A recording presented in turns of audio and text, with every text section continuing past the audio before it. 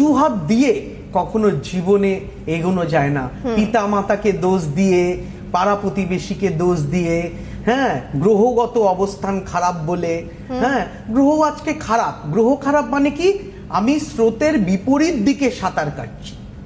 আমি স্রোতের বিপরীত দিকে যদি সাঁতার কাটি তাহলে আমার একটু সময় বেশি লাগতে পারে, পরিশ্রম বেশি হতে পারে, কিন্তু আমি গন্তব্যে পৌঁছতে পারবো অধিক পরিশ্রম এবং মনের শক্তি দিয়ে।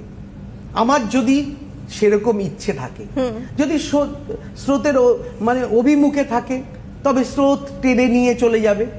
হ্যাঁ, তো এখন ব্যাপার হচ্ছে যে গ্রহ অবস্থান আপনাকে সহযোগিতা করছে কিনা, বা আপনার কিছু নেগেটিভ গ্রহ আছে কিনা। তার জন্য জ্যোতিষশাস্ত্র যারা বিশ্বাস করেন তারা প্রতিকার বা প্রতিবিধান করতে পারেন। কার কাছে করবেন? যাকে চেনেন, যাকে জানেন, যিনি দীর্ঘদিন আছেন, শুধু মিডিয়ায় না, তার বাড়ি ঘর, তার পরিচয়, এরকম মানুষ চেনেন যে সে নিজের জীবনেও ব্যর্থ নয়। হ্যাঁ, এই চেনা জানা মানুষের কাছে গেলে আপনি কিন্তু একটা ভালো সহযোগিতা পেতে পারেন।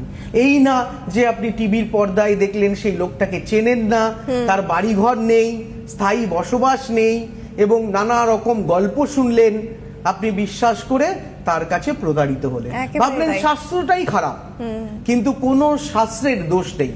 চিকিৎসা শাস্ত্রে মানুষের উপকারে আসে। ডাক্তার খারাপ হতে পারে, ডাক্তার ভুল প্রেডিকশন করতে পারে, জ্যোতিষ ভুল হতে পারে, জ্যোতিষ ভুল প্রেডিকশন করতে পারে, কিন্তু এই সাবজেক্ট কখনো খারাপ হতে পারে না। প্রত্যেকটা শাস্ত্রই কিন্তু মানুষের কল্যাণের জন্য তৈরি হয়েছে।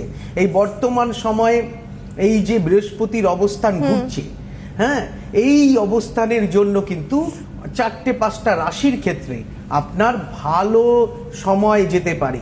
হ্যাঁ, বিশেষত যাদের মীন রাশি, হ্যাঁ, যাদের মীন রাশির অবশ্য 7.5 চলছে, এই 7.5 মধ্যেও কিন্তু মীন রাশির ভালো সময় কিন্তু ঘুরছে।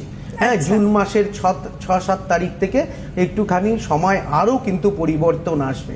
হ্যাঁ, এছাড়াও কিন্তু বৃষ রাশি, হ্যাঁ, তারপরে মকর রাশি, এই সময় কিন্তু আস্তে আস্তে আস্তে আস্তে পরিবর্তন হচ্ছে। ঘাবড়ানোর কোনো কারণ নেই। এখন এই আগামী বছর 2027-এ অনেকের ক্ষেত্রে কিন্তু চাকরির যোগ আছে। যারা গত বছর খারাপ রেজাল্ট করেছেন, এই বছর চেষ্টা করে কিন্তু আরো ভালো ফল পেতে পারেন, এবং পারিবারিক অশান্তি, বাস্তু সমস্যা, সমস্ত কিছুর দিক থেকে কিন্তু এই মলমাসটা কেটে গেলে আপনারা প্রতিকার বা প্রতিবিধান করতে পারেন সাত্ত্বিক মতে, আর নাহলে তান্ত্রিক মতে যে কোনো সময় যে কোনো ধরনের প্রতিকার বা প্রতিবিধান আমাদের কাছে এসে করতে পারেন। একদমই। দাদা, একজন দর্শক বন্ধু রয়েছে ফোনে। হ্যালো, নমস্কার।